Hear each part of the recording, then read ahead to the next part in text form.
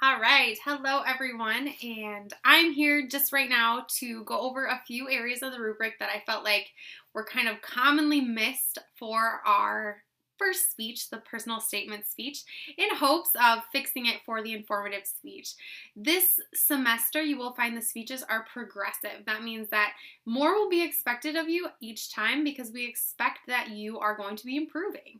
So you're hopefully learning things from this course. You're learning about speech structure and delivery, and hopefully the rubric gives you a really good idea. So you should be able to view your speech rubric in the Dropbox. That's where our feedback always is, and hopefully you can kind of break down those different areas that you missed. However, I'm going to just explain a couple of things I saw happening time and time again. The first one was our introduction. First, with the introduction and the conclusion, those have to be so strong for your speech. So I always recommend that students just memorize them and just knock them out of the park.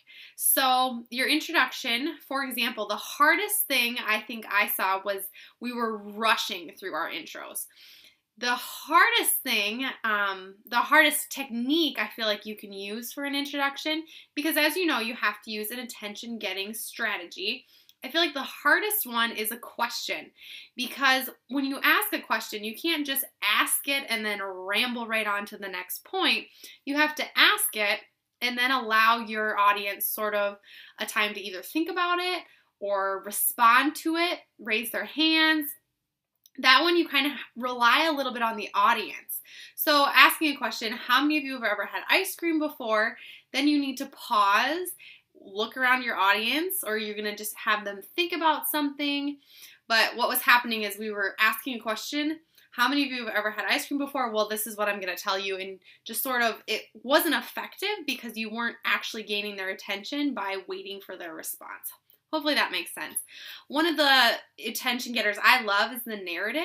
You guys are great storytellers. I could tell that from the first speech. So starting your speech off with the story is always pretty cool, and then ending it kind of with that similar strategy can be really neat.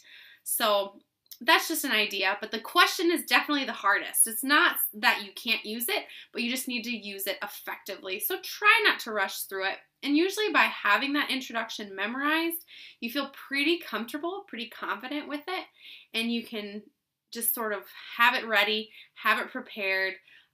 So hopefully next time that will be more effective, because you want to gain their attention right away so they want to listen to you for the remainder of your speech. Transitions. I noticed that even though some of you had 3 main points, which I could tell what they were, there were moments where you were talking about main point 1 and then all of a sudden it was like, oh, I think we're talking about main point 2 now. And hopefully this week you'll see in my rubric breakdown that there's this thing called an internal preview and an internal review. And what that means is if I gave an example speech about Snuggies, and Snuggies are amazing, let's pretend that's my thesis. And my main points are Snuggies are amazing because 1, Snuggies are comfortable, Snuggies are functional, and Snuggies are fashionable. For my first point, I'm going to tell you how Snuggies are comfortable.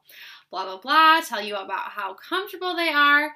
And after I'm done talking about it, I would say, now that we've discussed my first point, that Snuggies are comfortable, let's move on to my second point, that Snuggies are functional.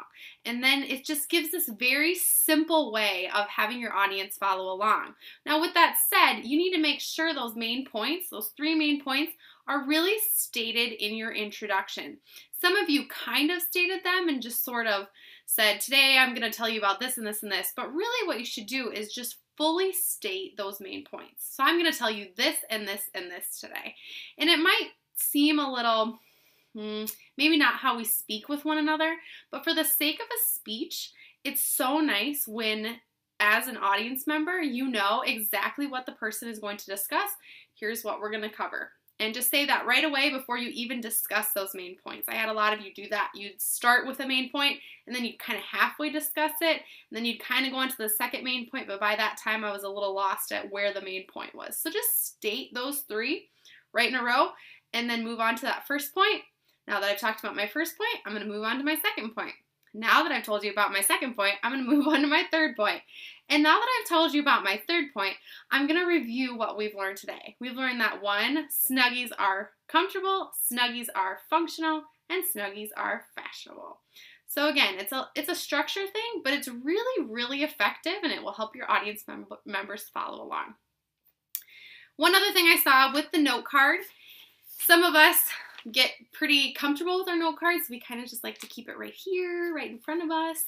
Some of us kind of have it flailing around the whole time. My recommendation for the note card is we kind of want our hands down by our sides unless we're using meaningful gestures. So with that free hand, you can be, say from this time to this time. That's a meaningful gesture.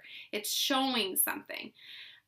This other hand, however, can be down by your side unless you need it. If you need it, pull it up. Oh yes, that's my second point. Put it back down by your side. And that's just an effective way that your note card doesn't become distracting or overwhelming if it's flailing around or if it's just too much in front of you. You kind of want to keep that open.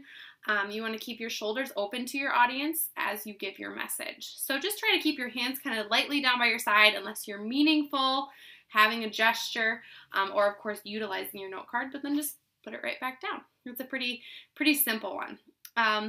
Back to the introduction and conclusion, like I said, those are really those key moments that you want to just hit it out of the park. So I always recommend memorizing my introduction and my conclusion, just making those strong and effective, and that way you don't rely on your note card for that part either, and you can really be connecting with your audience, because there's nothing like, again, getting their attention and then ending on a strong note. So those would be my recommendations for this next upcoming speech.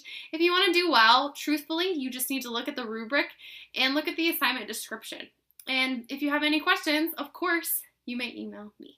So thanks for listening, guys. I look forward to seeing your informative speeches.